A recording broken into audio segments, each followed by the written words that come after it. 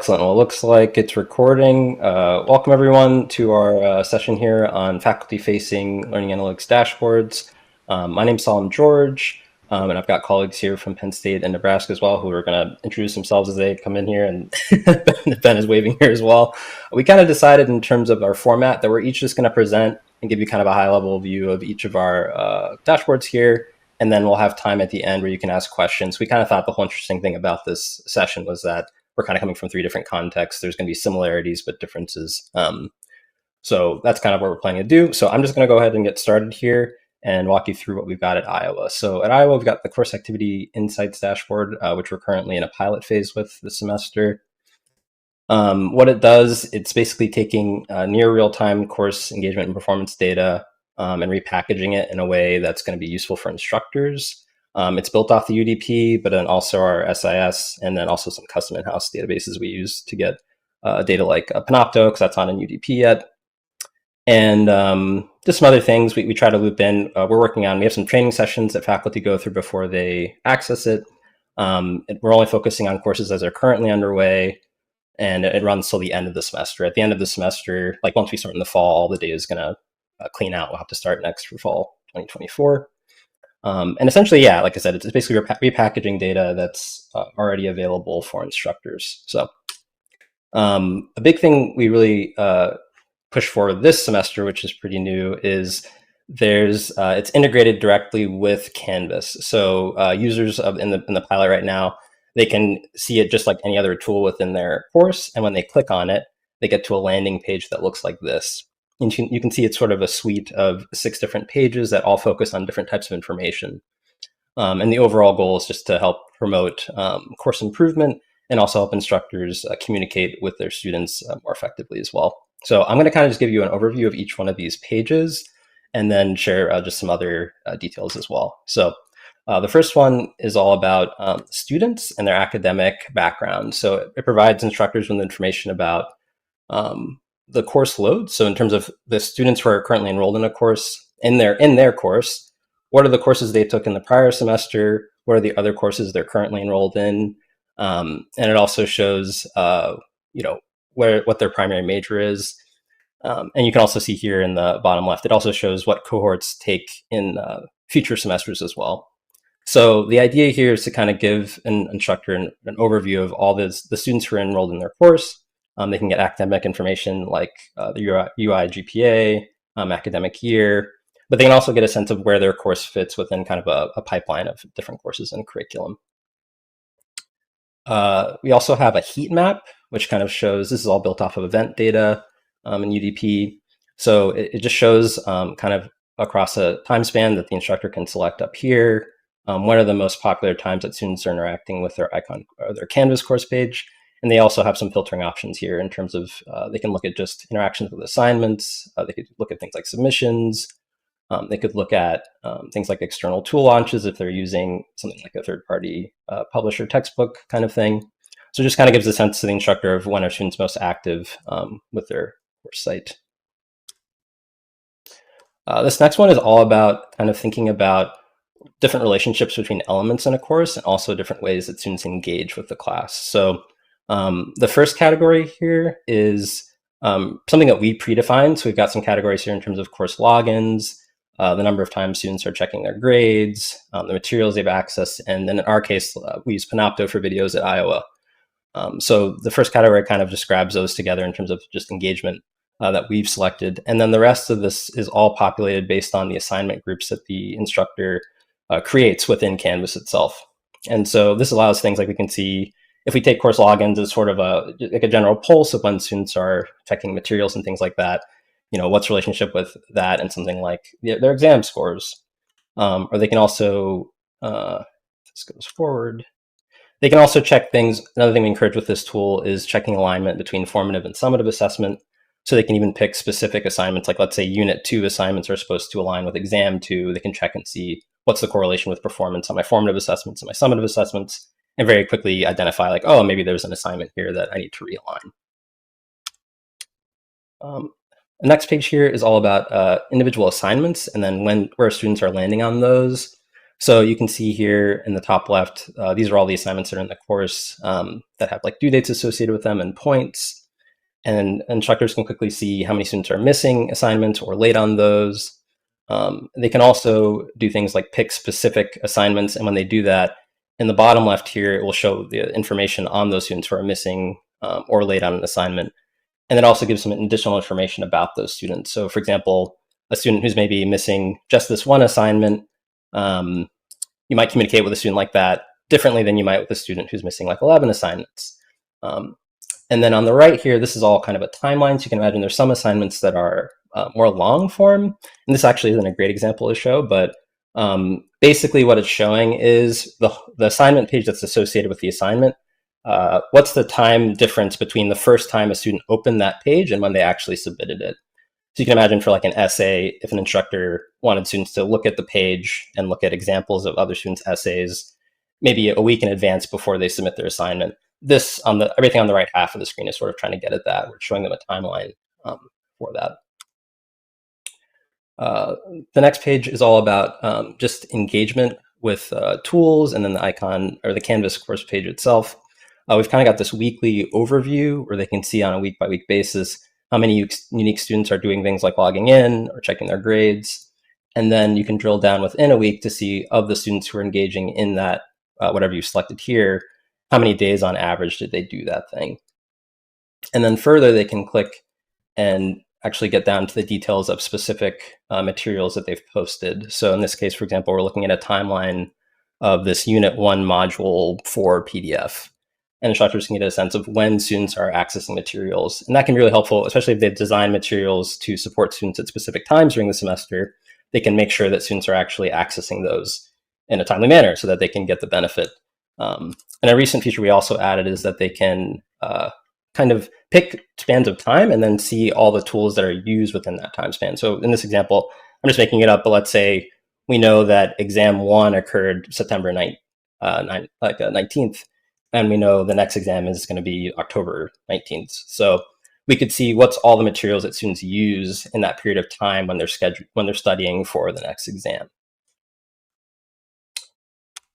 This next page really came out, especially in large lecture courses. You can see in this example, there's 800 students. When students are reaching out to instructors for individual support and things like office hours, it can be difficult for an instructor to really pare down and figure out what's like specific advice and strategies I can give to this student when there's so many that I'm supporting. And so this page gives individual student information, all that's obviously blanked here for privacy reasons. But instructors can use this to kind of get a sense of any given individual student, where are they with reference to the rest of the class on average. So we never show like row level, like specific, hey, this student checked this material at this time kind of thing, but we can give an aggregate of on average, this is what they did, or this is the total amount of activity they had in a particular week. And this graph here shows, for example, like the blue line is the student you've selected and the gray line is kind of an average. So you can see trends. So for example, I don't have it in here, but if we looked at the resources posted that were accessed, if you're meeting a student and you notice like in a key week when a lot of students were checking a lot of materials and that student missed out on those, maybe checking in with them about that and maybe like keying in with them that, hey, for the next exam, here are the key materials that you need to access to kind of give them an idea there. So that's kind of what this page is all about. And that's the last page, actually. So some general things I can say about the whole platform, and anyone who works with data or UP or knows this, but in general, we're always working with latency to some extent. So in general, a decent amount of the data is things related to like kind of yesterday, anything that's like context-based. But one important thing that I think we do here is on all the pages, we always show when the last time the data was refreshed. So that way instructors can always make a choice based on how fresh the data is, so that they know they're aware of that. And then just to kind of share, as I'm kind of wrapping up here, some of our goals for this pilot in this academic year. We just want to understand, when and how this platform is helping instructors. We're trying to gather specific cases of how they're using it, and we want to develop resources to help them use it more effectively. And we're also thinking about ways to develop additional pages down the road. Other things on the slide that aren't here, we're also thinking on the back end about how to scale just with the amount of data that we're processing. So that's a lot of what we're working on. And just some closing thoughts I have. A new thing we've added recently is we have a demo version of this whole platform now that is all anonymized data. And this is really for folks who are thinking about, that's another thing we mentioned with this session, is that maybe people who are interested in implementing things like this at their institution might be attending. So that's something that I've been finding is very useful. It's a way that we can show folks who are not exactly maybe familiar with this kind of data or familiar with these kinds of platforms. We can kind of give them an example of what it looks like and get them thinking about how they could use it in their own course or their context. Another thing is, based on some discussions and collaborations we've had with our colleagues at the Center for Teaching at Iowa, I think one idea that came out that really stuck with me is, rather than thinking about things in terms of data, thinking about and framing things for faculty instructors in terms of actual use cases, and then grouping and shaping and framing our resources in that way. So for example, moving forward with some of our training materials we're developing, I'm thinking of building cases around examples like, hey, let's say you wanted to check the alignment between your formative and summative assessments, and actually showing, rather than each page showing them piecemeal, actually like putting together the various pages in combinations in ways that make sense to like solve that challenge. Or the example I mentioned earlier, like how would you use data like this to prepare for an office hours appointment? Actually like walking someone through an example of that. My other thought is that as we kind of unearth these use cases, that might actually help guide direction for lighter apps that could be built off the same infrastructure that we used to build this dashboard. So I think there's a lot of utility in thinking this way, both for just helping people actually use it in a way that works for them, but also thinking about ways to spin off into various different directions based on people's needs. So that is everything I have to share. I'm going to hand it off to Ben. Thank you, Salim. Happy to... And I just did this to Ben too. Oh no, you just kicked me out. I'm done. Great, awesome. All right, for real. All right, let's try it again. All right, hey everybody, good to see you all again, except I can't see you, but you can see me. So let's go for another round. All right, today I'm going to talk about another Course Insights platform. So we have Course Activity Insights from Iowa, Course Insights at Penn State, and Course Insights at Nebraska. So clearly the name is working. So let's go ahead and start the Penn State portion of the slide deck here. There's me, that's my face. So I work for and manage the data empowered learning team in Penn State IT. So as I said, I lead an amazing team of data scientists, software engineers, DevOps engineers, UX professionals. And we work together to develop a lot of learning analytic tools for the institution. We're very much a bottom-up style organization where we're working with advisors and academic advisors and leadership and advising in order to develop Elevate, where we provided analytics to academic advisors, our athletic counselors, and many others. And we're working here with faculty for Course Insights to figure out what is the level of data that they need. And this is actually a good segue from the last presentation. Is we've been working hard to massage our data to match those use cases and try to understand what are the situations. How can we frame data to make it insightful for faculty at Penn State? And that's going to be specifically challenging because the scale and the diversity of courses at Penn State is so large. Even before I get into Course Insights, and yes, there's a screenshot from us. We too also have it integrated into Canvas. I think it's just important to know that, like at Penn State, and we said this on Tuesday, that faculty sort of control the curriculum. And so what that means is that there is no one standardized grade book at Penn State. There is no one sort of mandatory. Canvas isn't even mandatorily necessary to be used for a course. And so there's a lot of ways that that faculty need data. And for those that use Canvas, we embed this in Canvas, but we also have a standalone website. So for faculty that aren't in Canvas, they can come to our website to find out the information, maybe not the online activity data, but they'd be able to find out demographics and other information about their gradebook that would be useful to them. So that being said, this is a screenshot of Course Insights. I'm going to talk about Course Insights from my own perspective as not just the developer of the tool, but also as an adjunct faculty in the College of IST, where I teach. This is actually the course that I'm teaching right now, IST 250, which is an introductory web development and programming course at the college. So I can say not only the data that we have available, but how I've also sort of introspectively or reflected on the data and how I've put it into put it to use. All right.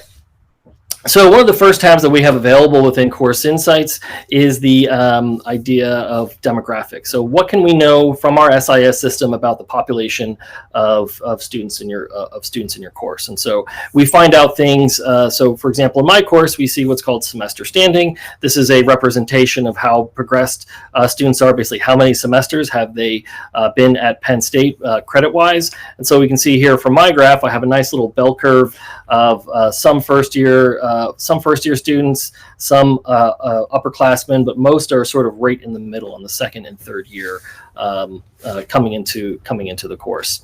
And this is importantly de-identified aggregate statistics. So you can't click on the number 1 and number 2 to say who are those 2 students or that represent that wheel in the chart. That's something that is only that's something they can not be able to figure out through the tool. Sorry. All right. Other things, the demographics. So we can also show things that are designed to support sort of more reflection for practice, such as like what's the breakdown of the degree programs or degree plans of students in my course.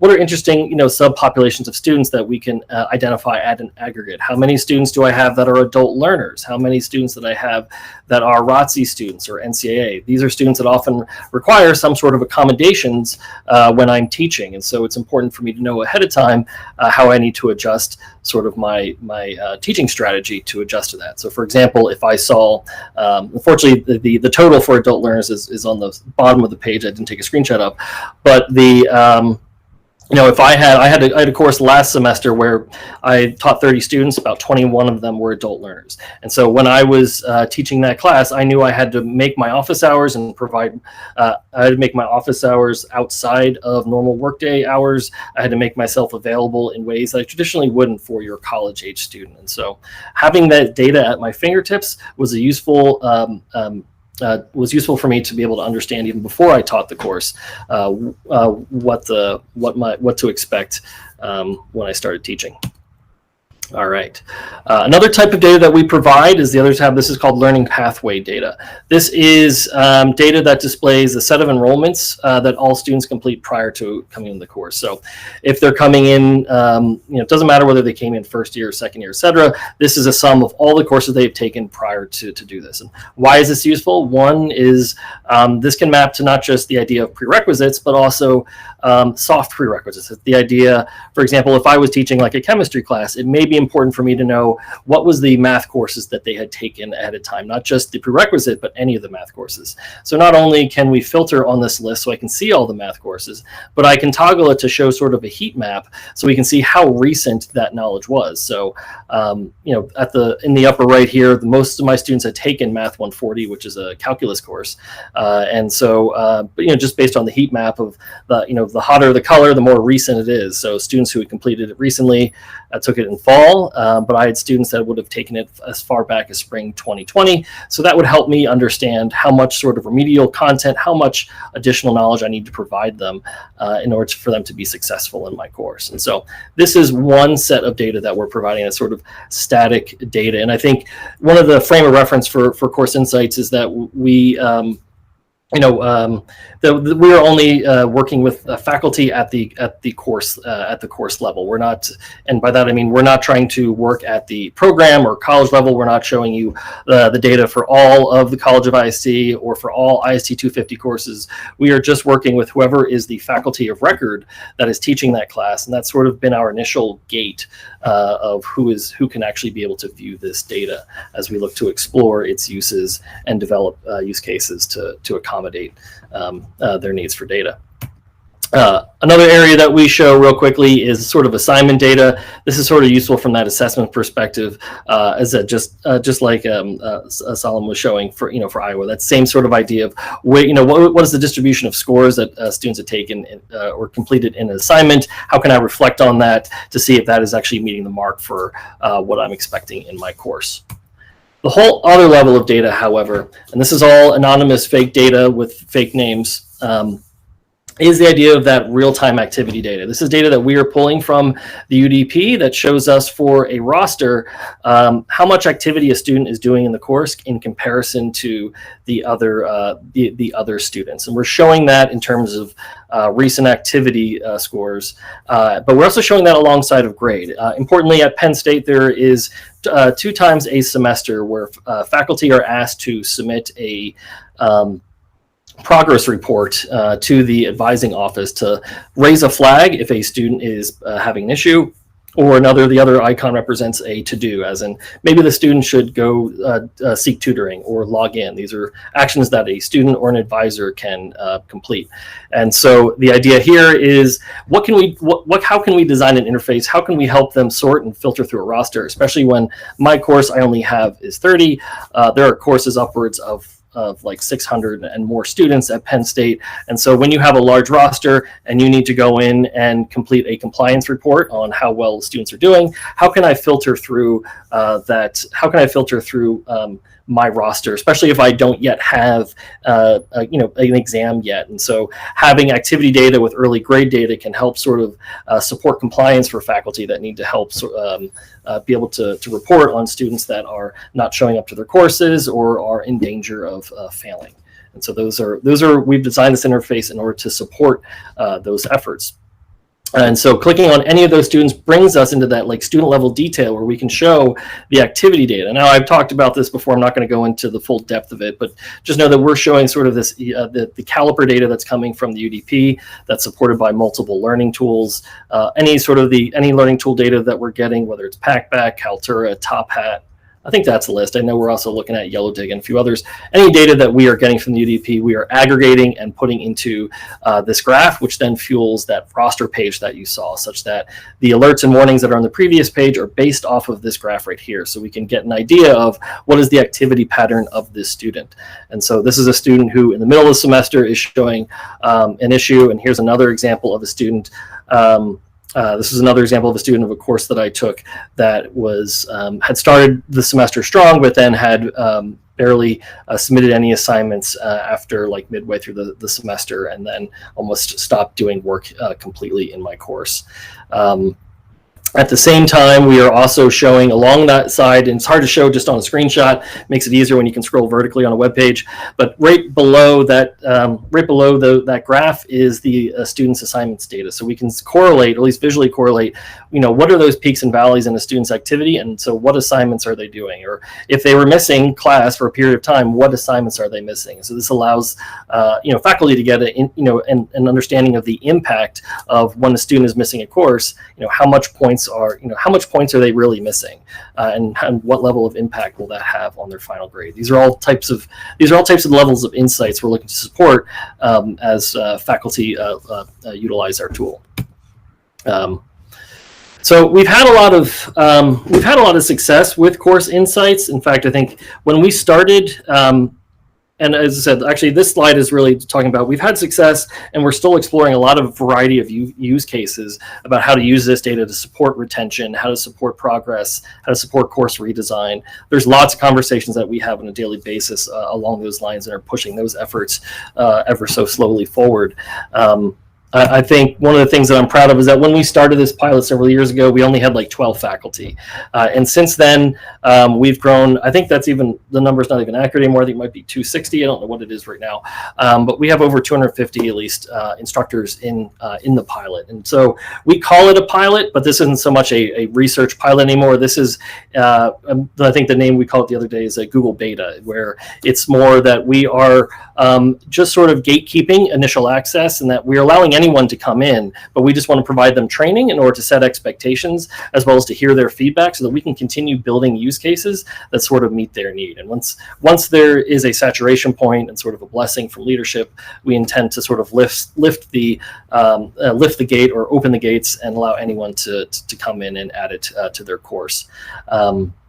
Importantly, the architecture beneath the scenes is already scaled at university, so such that if we were able to support, if the gates were open, all faculty would be able to take a look at their courses. It's just a matter of how we work with leadership in order to slowly advance the idea at Penn State to encourage data literacy and to sort of dispel the fear of learning analytics and how it can be helpful. My last slide here is that last year we, thanks to our Course Insights, we won the Platinum One Ed Tech Award, the Platinum Learning Impact Award from One Ed Tech, and this is celebrating sort of our success in working with the data standards of Caliber and the LTI data integrations that we've done. And so that's a little synopsis of our tool. Happy to answer questions later, but now I'm going to pass it over to Chad. He's also going to talk about Course Insights, but with a red flavor in it.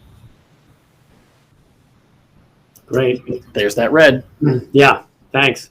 And we're going to have a healthy chunk of discussion time here afterwards, so we can talk about how these differ or individual questions. So I'm at the University of Nebraska-Lincoln. I'm the faculty director of undergraduate analytics.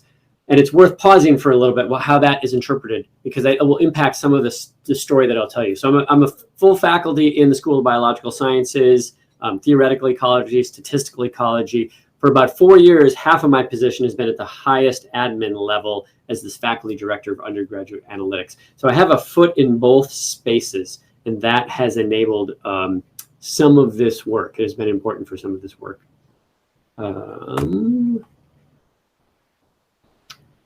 Give me a minute here. I'm just rearranging my slides so I can see them. I'm going to compact and just tell you what I would show to faculty without showing you it. If I have the opportunity, I'm presenting in a workshop to, say, a department, I will talk about how the stuff that they're about to see is aligned with the university mission. There's a utility and scope statement. And critically, the purpose of that is that the data shouldn't be used against instructors. I needed to create a safe space for the instructors to examine things that you're going to see, like DFW rates and how that relates to race, ethnicity, or gender. So that was a really important discussion that started among a group of faculty, floated all the way up, and has been edited by upper admin, and now sits on this website that you can go to. It's a public-facing website, and really says the point here, which is to support instructors. And that last point is not to simplify things. We're trying to expand the complexity of giving us more ways to think about the data. So that framing was really important to get this, to get more people to buy into even the idea that this data should be shared or shown.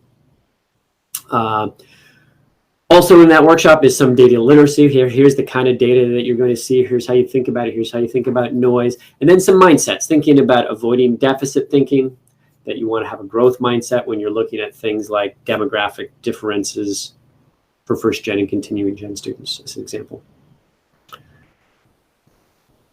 But all of this stuff that I'm going to show you, well, much of what I'm going to show you also has to stand alone, because a little bit different than what Penn State just presented. Much of what I'm going to show you is on for everybody at the university. Anybody can come into our Course Insights and come across a dashboard, and it has to be interpretable with appropriate links. So we list goals, describe the filters, link to pedagogical resources, some of which you'll see those around the corners of some of the slides that I will show you.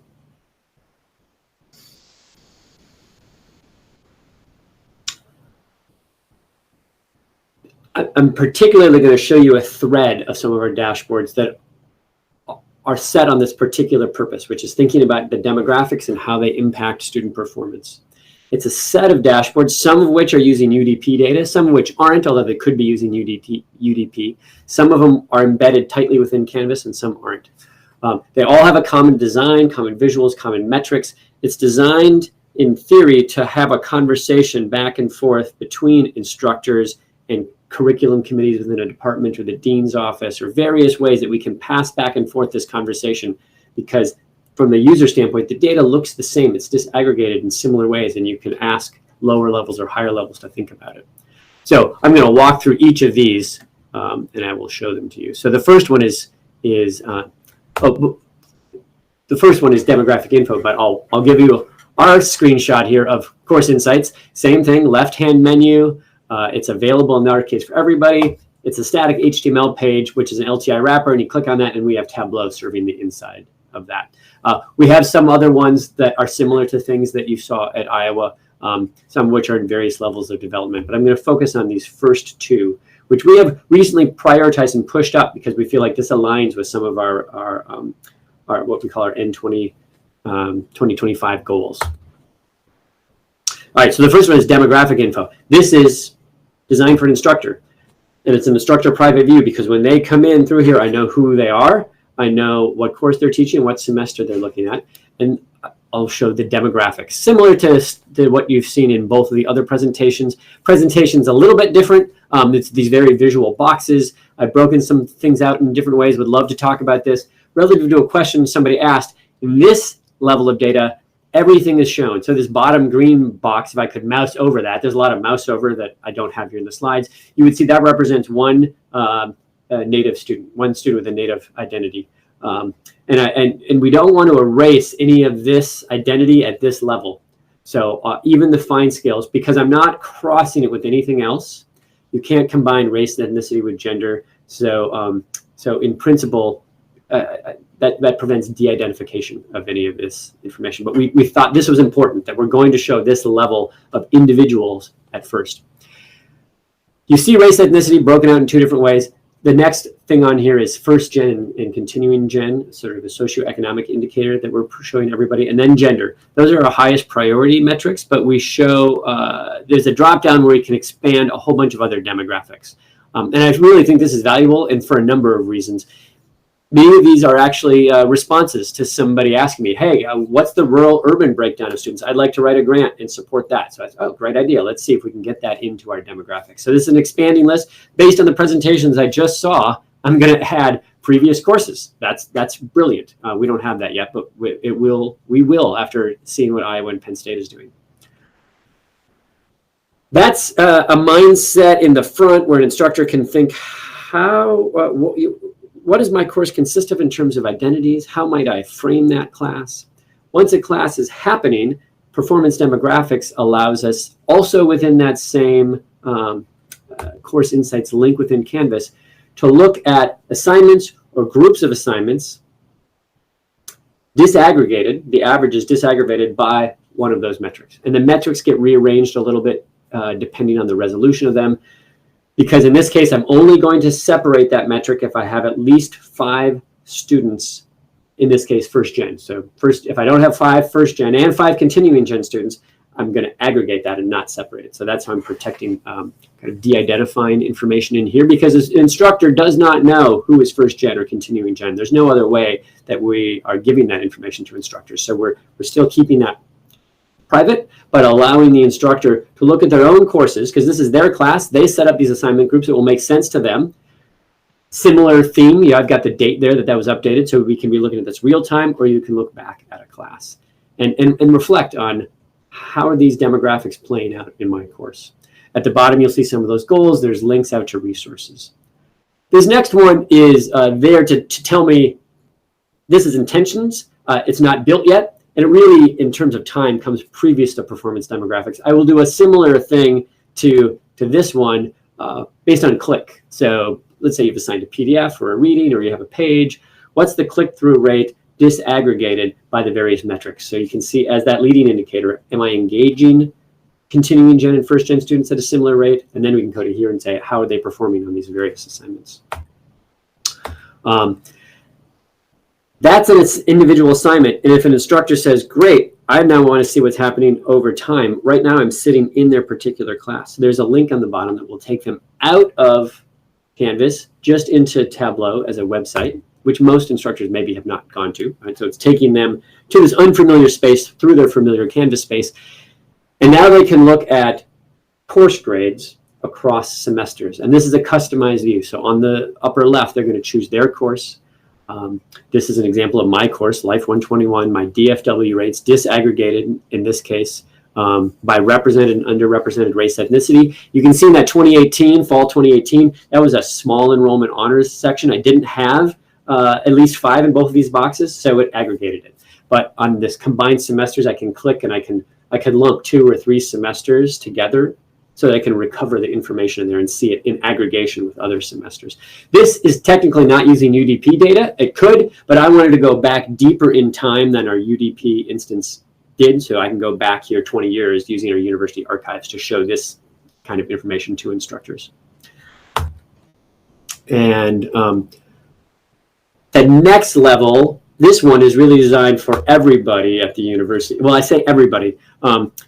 Anybody, in this case now, you have to ask, or somebody has to present it to you. This is a much deeper dashboard. It's the same kind of visualization, but now you can see comparisons across courses or at any level. So this is disaggregated, and what I'm showing you here by subject code. I could look at a college. I can look at 100 level courses in biology. The lowest resolution is a course across an academic year. So I don't take it down to sections or instructors.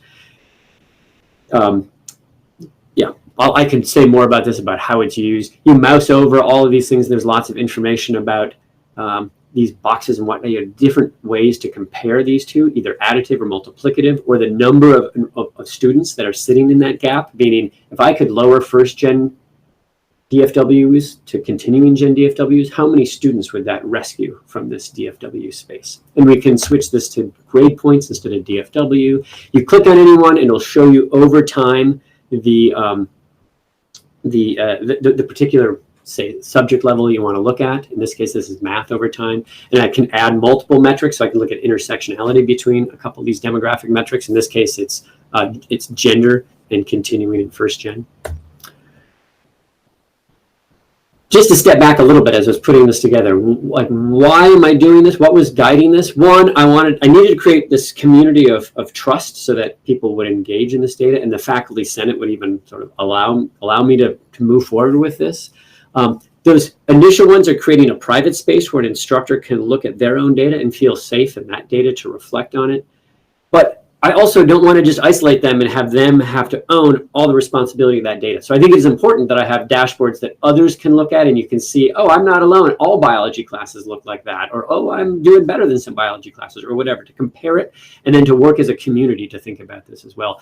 And in many ways, and what I saw in what Iowa was doing as well, which is fantastic, I'm giving them lots of options. It's a dashboard because faculty have this hunger, and I want to give them the ability to explore the data and ask the questions. Like somebody thought, hey, this is just my class that's getting, all classes are getting bigger demographic gaps post-COVID, right? And I said, well, let's go look. And then we looked and saw, nope, other classes not, and it was that instructor specifically. So they have a question, they want to explore that question, I want to enable that. We're trying to incorporate these into regular flows. I am making this available to everybody, but I say it is not the Iowa Field of Dreams. If you build it, they will come.